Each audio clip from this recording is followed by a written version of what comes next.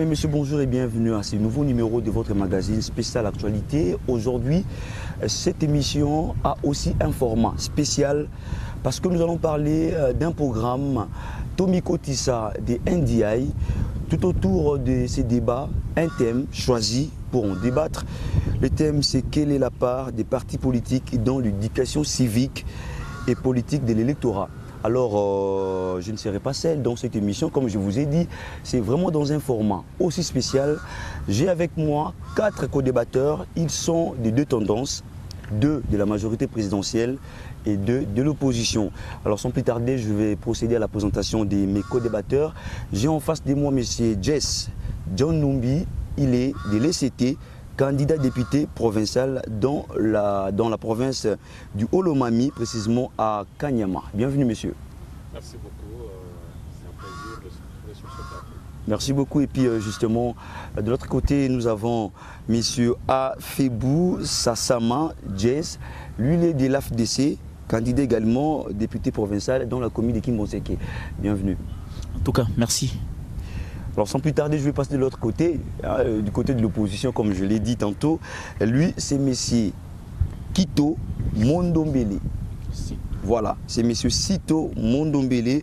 Il est candidat député provincial dans la commune d'Ngalema. Il est également du MLC. Bienvenue, M. Sito. Merci, monsieur le journaliste. Un réel plaisir d'être sur ce plateau.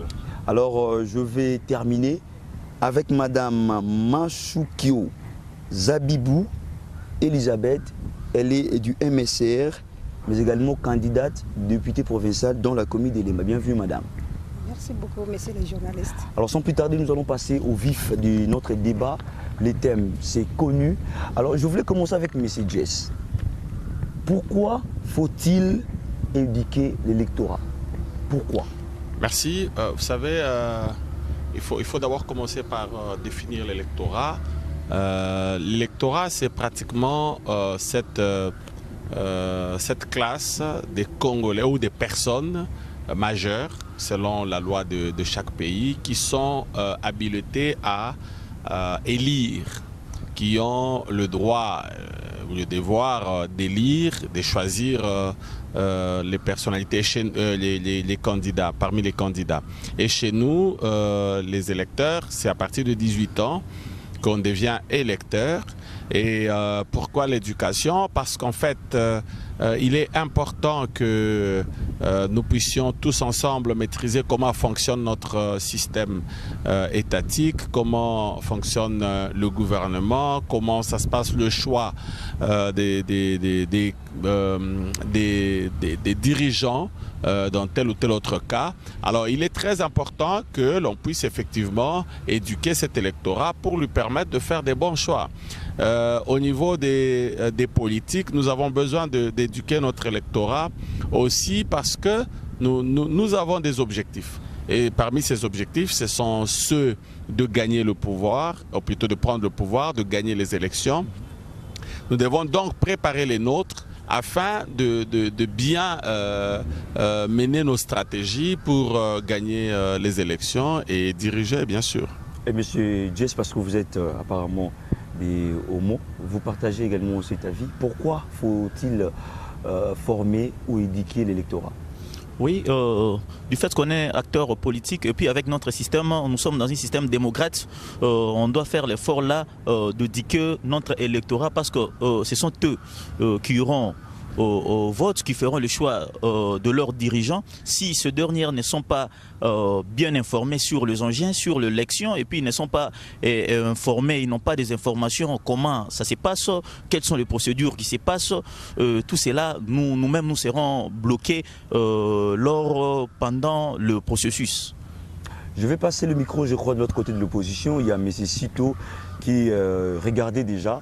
M. Sito, vous êtes derrière de l'opposition. Apparemment, vous ne voulez même pas des élections parce qu'il y a trop des conditions que vous posez pour y aller. Mais pourquoi faut-il quand même encadrer ou éduquer l'électorat? Merci pour votre question, mais je crois que je vais commencer par répondre par votre petite incise. Ce n'est pas que nous ne voulons pas des élections. Nous voulons des élections, mais des élections apaisées, crédibles et transparentes. Des élections qui vont nous apporter la paix au pays, qui va vraiment être source de paix pour le pays et du développement. Nous ne voulons pas des élections chaotiques. Pour répondre à votre question, c'est la mission même primaire de tout parti politique. Chaque parti politique a l'obligation de former ses militants, de former ses cadres. Et c'est parmi ces militants-là, c'est parmi ces cadres qu'on retrouve effectivement le corps électoral. Parce que pour être membre d'un parti politique, la loi nous le dit, il faut atteindre un certain âge. Et donc, nous avons cette obligation pour ne pas faire de mauvais choix. L'électeur doit savoir qui voter et pourquoi on le vote. Donc nous avons cette obligation-là, légale je dirais, de former. Et chez nous, c'est quelque chose qui, c'est quelque chose qui nous tient vraiment à cœur. C'est d'ailleurs pourquoi nous avons au niveau de notre interfédération de Kinshasa ce que nous appelons le Parlement de la jeunesse. En fait, c'est une école. C'est une école de formation de jeunes cadres. Je vais passer le micro à Madame Elisabeth, qui est du MSR. Madame, pourquoi nous devons former nos électeurs? Merci, monsieur le journaliste. Former les lecteurs, c'est la base de l'électorat. Puisque dans l'élection, il y a des jeunes, des mamans et des hommes, toutes tendances confondues. Il faut l'éduquer pour que l'élection soit paisible, apaisée et transparente. Puisque si tu n'éduques pas les lecteurs, tu n'éduques pas l'électorat, l'élection sera chaotique. Puisque les gens ne comprenaient pas ce qu'on est en train de faire. C'est pourquoi il faut éduquer l'électorat. Vous dites qu'il faut éduquer l'électorat, mais par rapport à ce que nous vivons, et surtout pendant la période électorale, des tensions, des tiraillements, est-ce que ces histoires prouvent à suffisance que réellement vous, les partis politiques, vous éduquez vos électeurs? Qui peut, là c'est le débat est lancé d'ailleurs. Oui, monsieur Cito. Oui, effectivement, vous avez raison. On l'a vécu même en 2006, je vous pense. Vous avez raison d'évoquer cette question-là.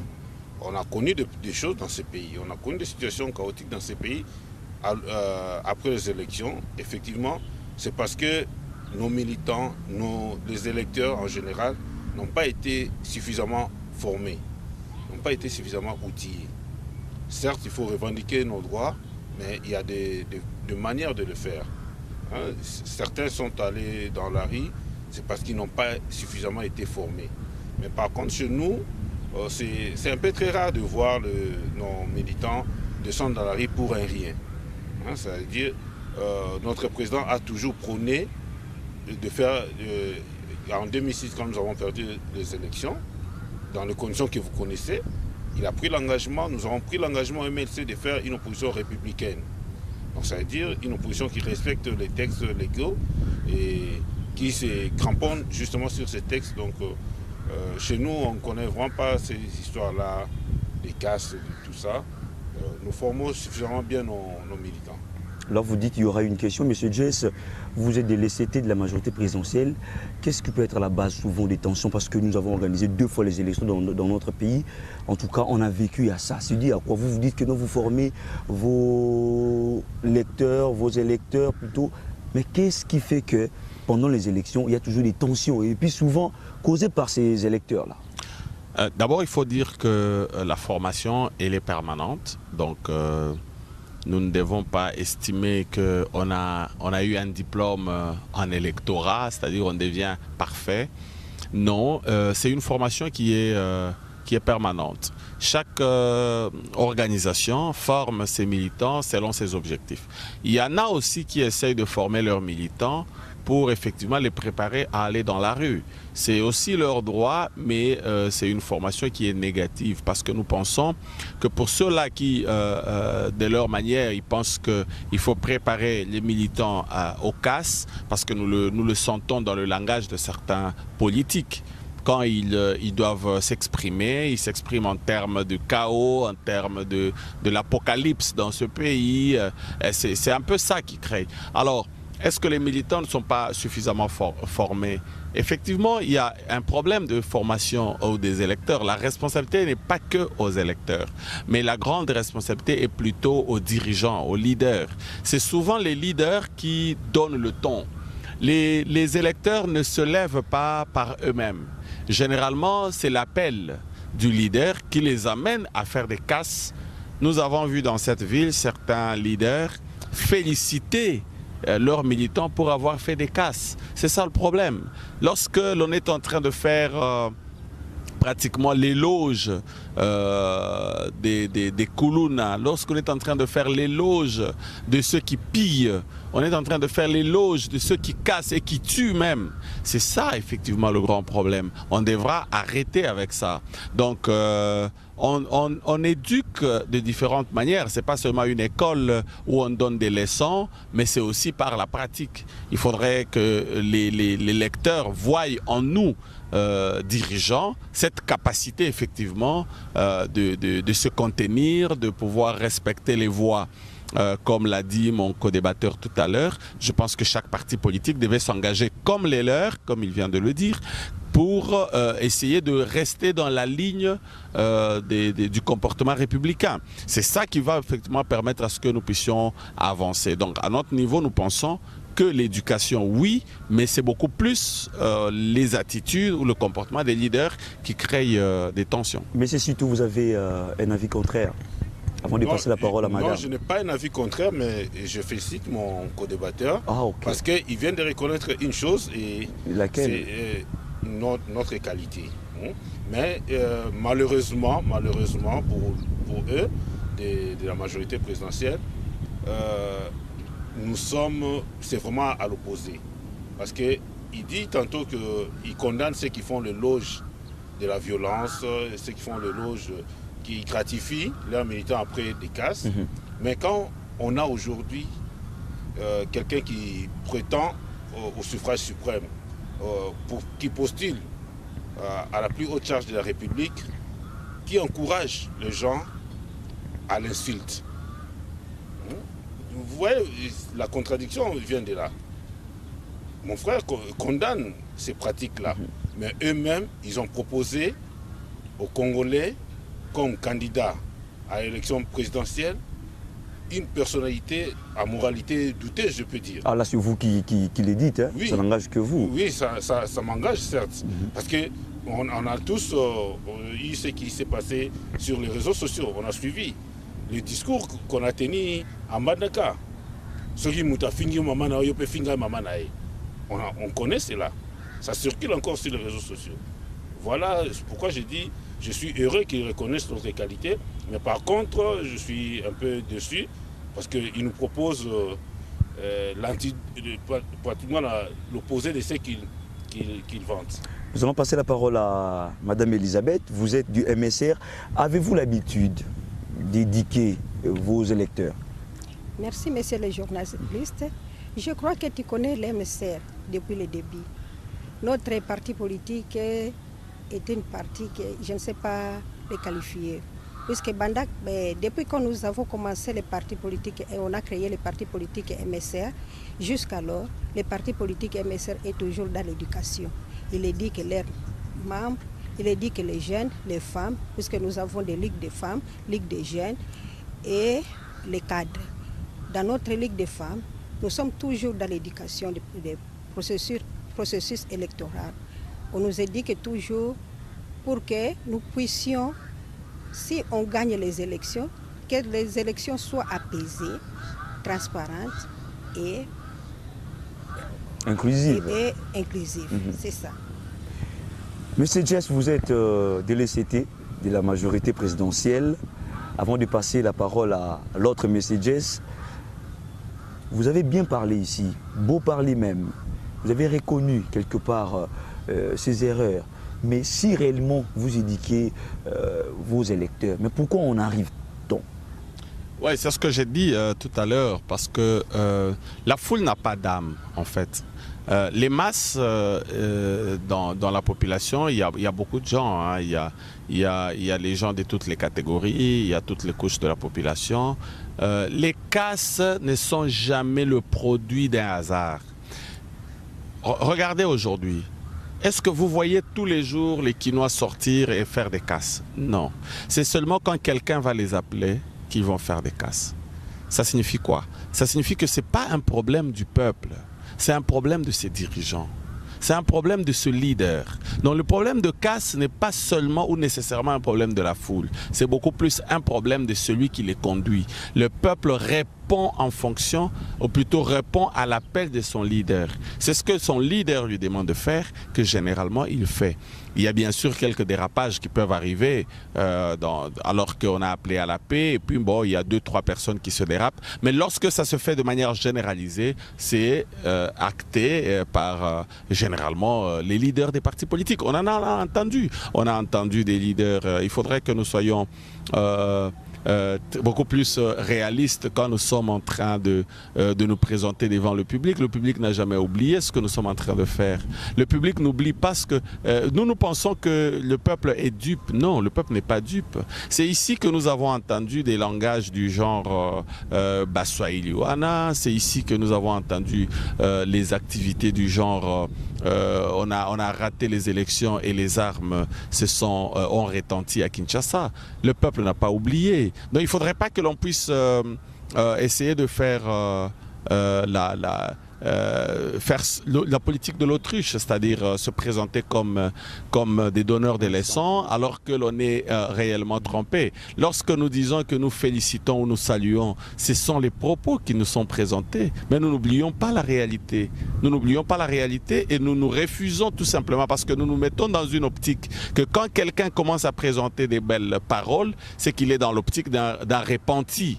Et même Dieu, il fait abstraction aux mauvaises, aux anciennes habitudes. C'est pour ça que nous avons félicité, parce que nous croyons que le MLC a changé. Mais c'est pas que le MLC est si sain que ça. Nous connaissons ce qui s'est passé en 2006 ici à Kinshasa et le peuple n'a pas encore oublié. Nous connaissons le discours qui a été tenu par le leader du MLC. Ça n'a rien de républicain. Je passe le micro à M. Jess. Vous êtes de l'AFDC. Il y a un adage qui dit qu'il n'y a pas de mauvaises troupes, il n'y a que des mauvais chefs. Aujourd'hui, en tout cas, on doit éventrer le bois. Nous l'avons vécu dans ces pays. Après les élections, il n'y a que des tensions. Il n'y a que des tensions. N'est-ce pas aussi un problème au niveau de leadership? Oui, bien que cela, tel que dans mon parti, l'AFDC est tellement organisé, très bien structuré. Nous avons un grand problème par rapport au leadership. Il Pourquoi? fait partie de la majorité, là où on dit le coup sur coup. C'est ce que je dis, l'AFDC est très bien organisé et structuré.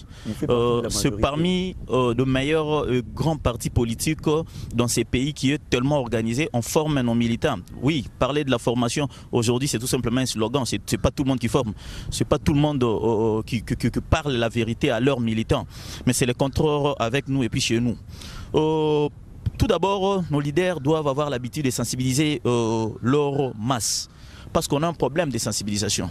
Vous appelez quelqu'un à courir ou bien à faire une action qui ne connaît même pas le pourquoi il est sur la rue. Donc il y a 16 ans, on en a vécu. Il y a des fois, vous voyez une masse de jeunes qui sont là en train de piller, en train de casser, mais ils ne savent pas le pourquoi de ces cassures. Ils ne savent pas pourquoi il est en train de casser. Par cela, si on aura cette culture-là de commencer par la sensibilisation, après avoir sensibilisé, ça permettra aujourd'hui, c'est la jeunesse qui est plus victime de tout ce fait-là. C'est nous jeunes qui subissons des arrestations dans de tels jours. On arrête des jeunes, les jeunes sont tabassés. Les jeunes, pourquoi? Parce qu'on suit de leaders qui nous appellent à faire, ou qui nous amènent aux actions dont on n'est pas sensibilisé, on ne connaît pas d'ailleurs le pourquoi de ce qu'on est en train de faire. Je passe le micro à M. Cito, avant de passer le micro également à Mme Elisabeth. M. Cito, c'est vrai qu'il faut sensibiliser, oui, mais avec quelle communication? Surtout vous de l'opposition, nous les vivons ici. À chaque fois que vous avez vos manifestations, il n'y a que des casses, il n'y a que des revendications. C'est vrai qu'il faut sensibiliser, mais avec quelle communication? Non, nous faisons très bien ce travail-là de sensibilisation et d'éducation. On ne les sent pas sur terrain. Nous le faisons.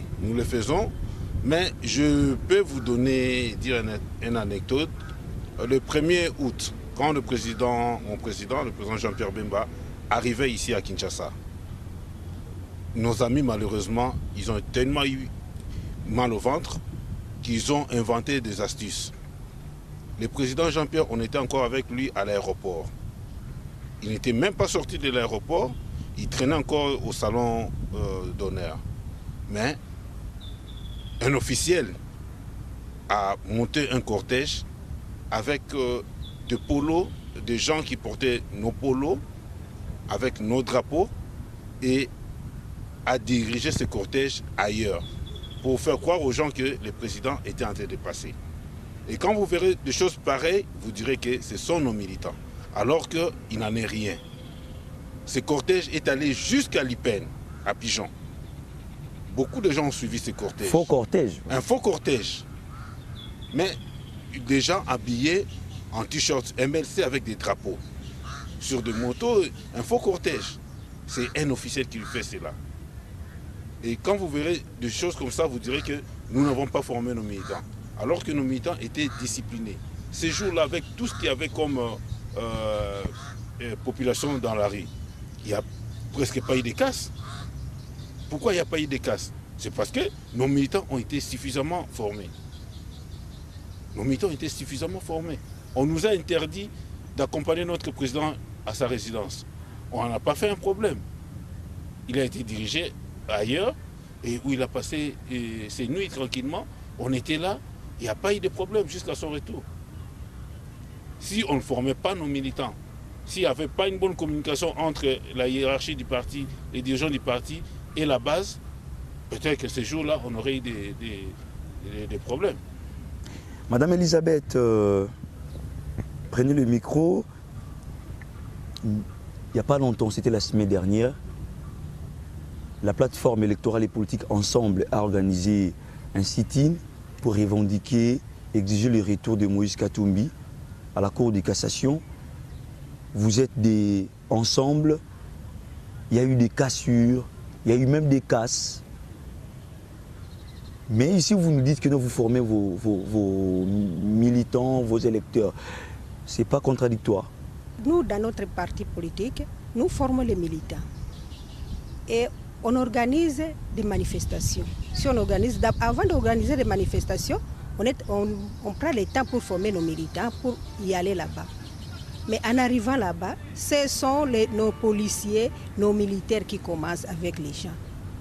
C'est ce que le camarade vient de dire. Le président Bemba est venu ici le 1er août. On avait formé les militants de MSC. Et les peuples congolais, ils étaient formés. Et on a accueilli le président Bemba ici sans problème. Comme on a donné l'ordre aux policiers et aux militaires, ils ont accompagné les peuples congolais jusqu'à la place où Bemba était arrivé. Mais quand les policiers commencent, qu'est-ce qu'on va faire? C'est ça le problème. Mais comment est-ce que vous encadrez vos militaires? Quel message, quelle éducation donner plutôt à vos électeurs lorsqu'ils sont devant peut-être des pareils cas? Vous venez revendiquer, mais il y a des policiers qui peut-être vous boostent ou soit vous dérangent. Vous leur dites de se comporter comment? Qu'est-ce qu'on va dire de se comporter? Quand les militaires te tapent, tu vas faire quoi? Donc qu'est-ce que vous donnez comme conseil à vos électeurs? On les donne les conseils, mais il y a quelque chose qui ne va pas. C'est ça le problème dans notre pays.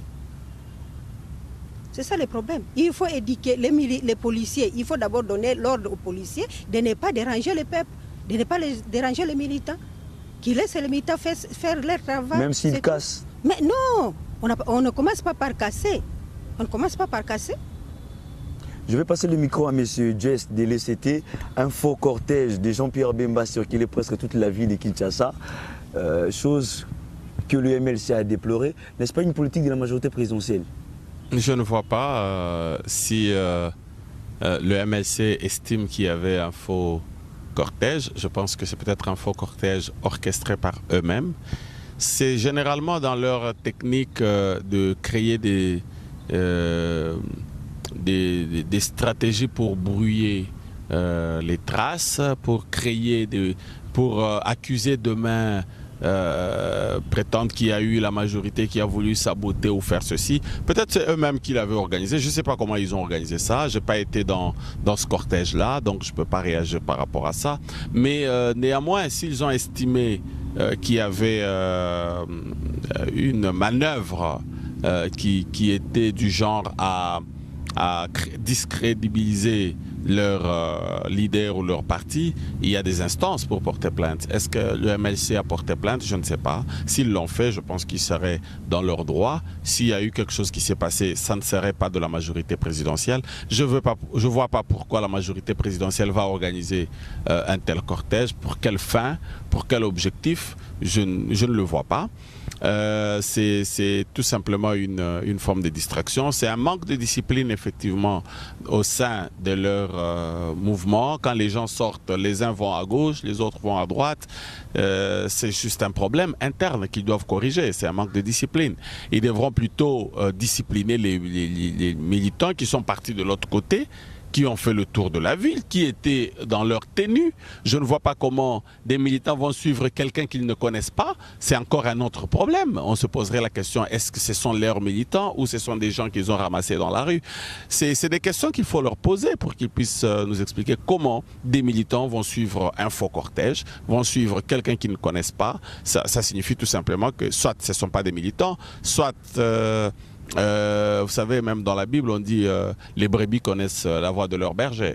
Donc, s'ils ne connaissent même pas leur chef, c'est très grave.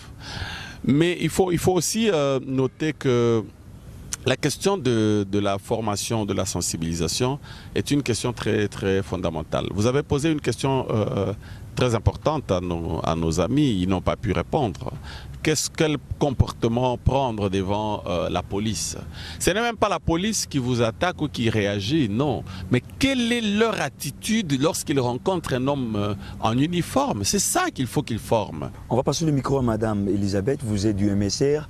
Est-ce que vous disposez d'un programme concernant ces thèmes que nous sommes en train d'exploiter? Les programmes d'éducation dans notre parti politique. Voilà. Oui. Nous avons des programmes dans notre parti politique. Comment ça se passe? À ce moment ici, nous sommes en train de former nos électeurs. Nous sommes en train de former les témoins. Nous, les candidats, on est en train de nous former. Monsieur Jess, de l'ECT, nous avons vu votre président en train de sillonner tous les pays. Ce n'est pas pour vulgariser les discours de coup sur coup ou soit s'apprêter pour les élections avec vos électeurs? Mon président est toujours sur terrain. J'étais d'ailleurs à ses côtés tout ce temps à travers le Katanga il y a peu. Nous avons un seul message. C'est un message de paix. C'est un message que les élections ne sont pas une fin en soi, mais un moyen pour nous amener au développement. Il y en a qui sont en train de faire des élections un moyen de vengeance. Une voie par laquelle ils vont essayer de rendre des comptes aux uns et aux autres. Non, nous pensons que les élections, c'est un moyen qui doit nous permettre effectivement, pas à nous battre, mais plutôt à construire notre avenir. C'est comme ça que nous avons fait cette campagne de paix et de cohésion nationale pour préparer effectivement nos bases et même toute la population congolaise aux bonnes élections, aux élections où il n'y aura pas des casses. Mais lorsque l'on considère, je venais de vous dire tout à l'heure que le peuple n'est pas le problème. Le problème, ce sont les leaders. Le peuple ne se soulève jamais par lui-même. Aujourd'hui, vous allez voir des gens, au lieu de préparer les élections, parce que le plus important pour le moment, c'est quoi? Préparer un message, préparer un programme pour gérer ce pays et préparer effectivement son électorat, sensibiliser, mobiliser, préparer les témoins comme nos amis de la FDC venaient de le dire. Mais qu'est-ce que nous constatons de l'autre côté? On prépare la contestation, on prépare des soulèvements, nous préparons les élections, eux ils sont en train de préparer les non-élections. Et c'est ça le problème. Au lieu que nous puissions nous concentrer pour avoir des élections le plus rapidement possible, il y en a même derrière là-bas qui sont en train de comploter contre le peuple pour organiser un soi-disant glissement, énième glissement. On nous parle de 2, 3, 4 mois. J'ai entendu des gens raconter des choses. Je pense que nous devons être courageux et regarder le peuple en face et lui dire la vérité. Nos amis ne sont pas prêts pour les élections, c'est comme ça qu'ils s'agitent. Mais nous disons, nous allons aux élections. Et notre peuple, vous savez, quand on maîtrise bien ce qu'on a à faire, on ne créera pas de tensions, on ne cherchera pas à en créer du tout. Mais lorsqu'on ne maîtrise rien, lorsqu'on n'est pas sûr de gagner, c'est comme ça que vous entendez les gens dire non, aller aux élections, c'est comme si nous allons accompagner la majorité. Mais si la majorité s'est organisée pour gagner, qu'est-ce que vous voulez? Venez nous accompagner. Au lieu de vous préparer, vous êtes en train de tournoyer le monde entier, en train de chercher je ne sais quoi. Venez préparer les élections, c'est en RDC, c'est pas aux États-Unis, c'est pas en Belgique. Donc il faudrait que nos amis comprennent que les élections se préparent sur terrain. C'est pas parce que vous êtes en retard de préparation que vous allez maintenant commencer à chercher des superfuges pour trouver des mécanismes, des dilatoires pour bloquer la machine électorale. Non, cette fois-ci, nous disons non. Le peuple est assez fatigué. Nous irons aux élections le 23 décembre. Ceux qui ne sont pas prêts, ils vont nous observer aller aux élections et nous aurons les élections. Le président de la République l'a dit hier dans son discours, les élections auront bel et bien lieu. Je voudrais appeler nos amis qui sont encore distraits, au lieu de tourner les capitales du monde, venez faire le tour de la République pour sensibiliser la population. Mais si surtout vous êtes du MLC, la majorité vous accuse de ne pas être prêt aux élections, vous ne formez pas vos électeurs, mais vous vous dites que vous êtes prêt. Est-il vrai? Je suis sidéré d'attendre cela de leur bouche. Le MLC ne sont pas prêts. Je ne sais pas où est-ce qu'il a entendu cela. Parce que vous avez beaucoup de préalables que vous posez. Hein. Pas de machine à voter, 10 millions de fictifs. Certes, nous avons des préalables, mon frère.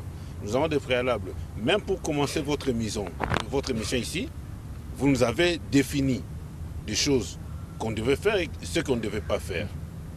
Vous avez donné un code à respecter ici. C'est aussi ça. C'est aussi simple que ça.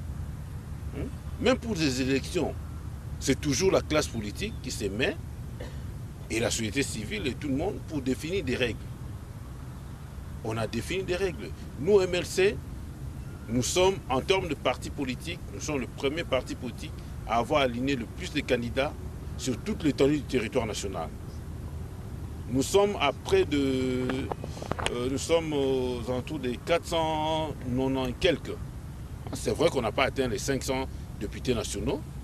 Et si là où on n'a pas atteint les 500, ce n'est pas parce qu'on n'a pas eu les moyens, mais c'est tout simplement un défaut de documents. Les candidats sur place ont connu des difficultés pour présenter certains documents et leurs candidatures ont été rejetées.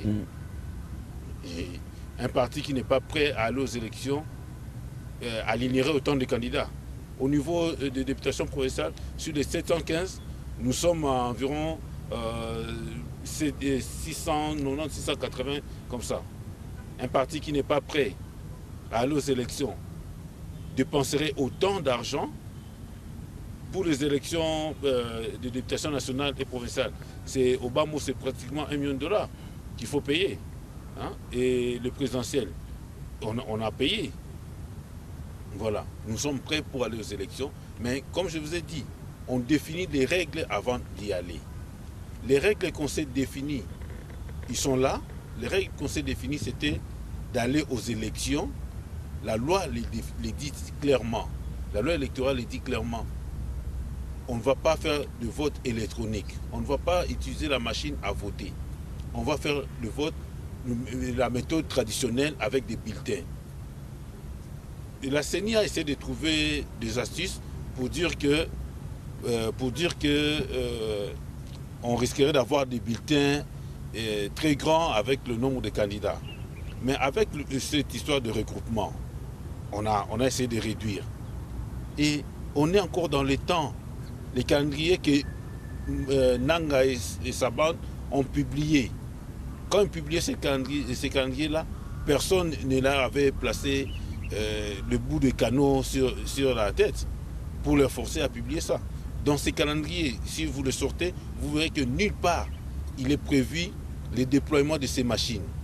C'est après le 19 septembre qu'il est prévu, au mois d'octobre ici, qu'il est prévu l'impression et le déploiement de bulletins de vote, des fiches, des résultats, des procès-verbaux.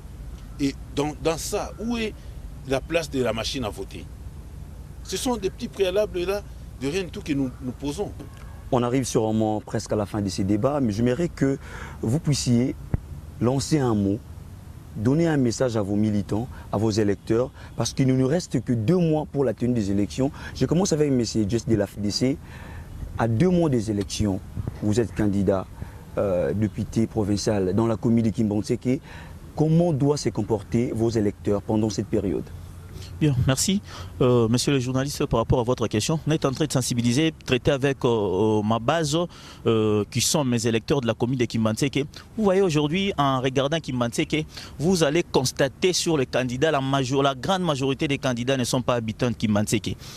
Moi, je suis natif de Kimbantseke. Je connais les problèmes de ma population et puis de ma base. Et puis, je demande à ma population de se confier à leurs propres fils.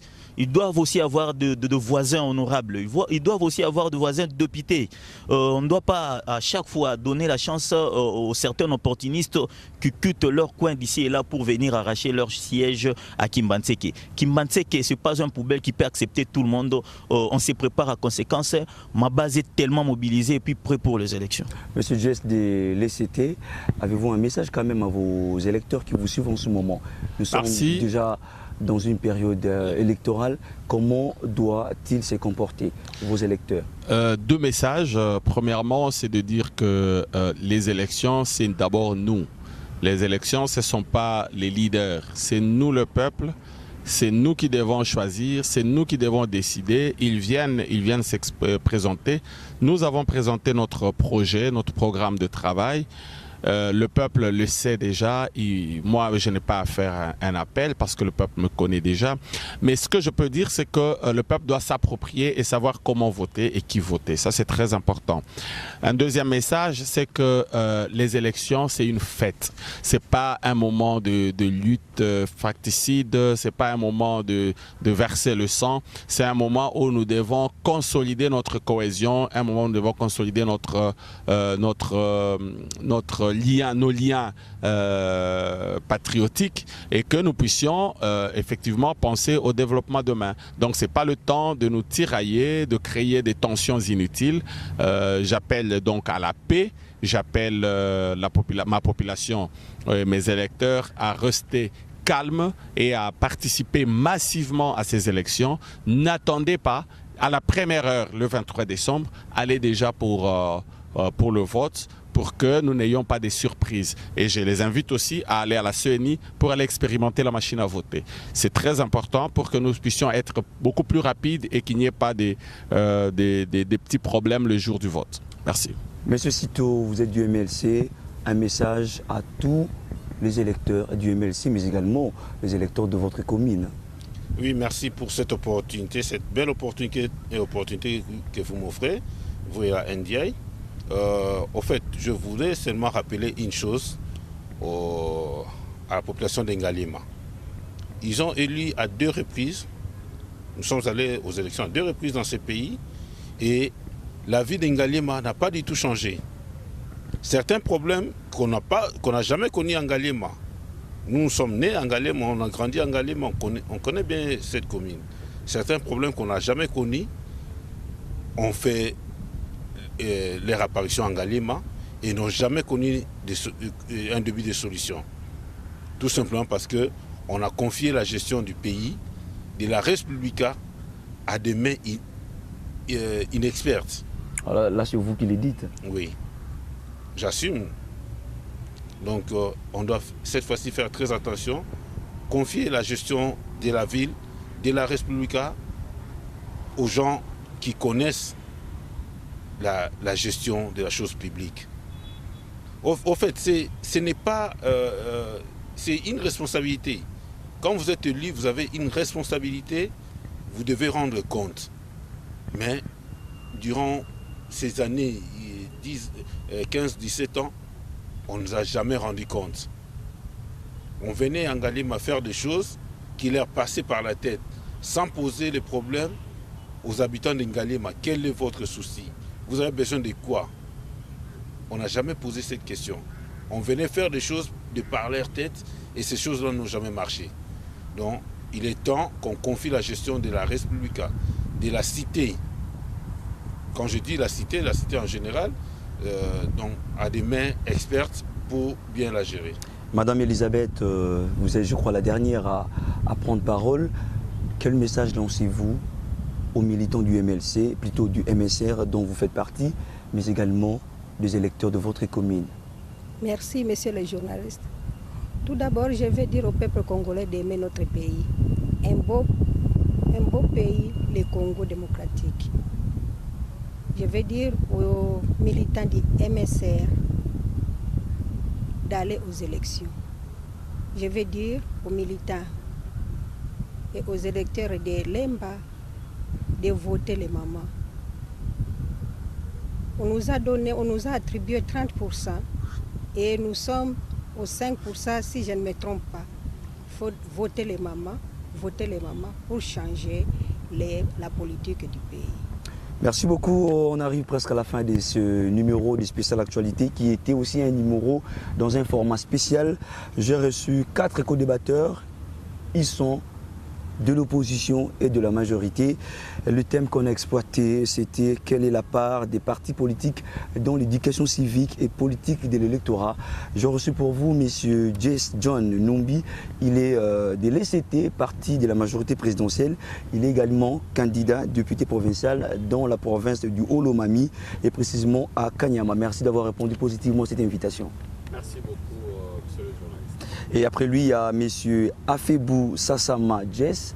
Il est également de la majorité présidentielle de l'AFDC. Il est aussi candidat député provincial dans la commune de Kimbonseke. M. Jess, merci d'avoir participé à cette émission. Merci, c'est moi qui vous remercie d'ailleurs. Et on va finir du côté de l'opposition. Lui, c'est M. Sito Mondombele. Il est candidat député provincial dans la commune de Ngaliema. Il est du MLC. Merci également d'être parmi nous. Merci, c'est à moi de vous remercier pour cette belle invitation. Alors on va terminer avec Madame Mashukio Zabibou Elisabeth. Elle est candidate députée provinciale dans la commune de Lemba. Elle est du MSR, parti cher à Pierre Lumbi. Merci Madame d'être parmi nous. Merci monsieur le journaliste. Alors nous voici à la fin de ce numéro. Merci à NDI, merci également à tous les co-débatteurs qui ont été à la hauteur. J'ai aimé votre esprit de fair play et surtout je vous remercie, vous les téléspectateurs, d'avoir suivi cette émission dans les programmes Tomiko Tissa sous le financement des NDI. Merci de nous avoir suivis et à très bientôt. L'esprit fair play nous oblige de se saluer.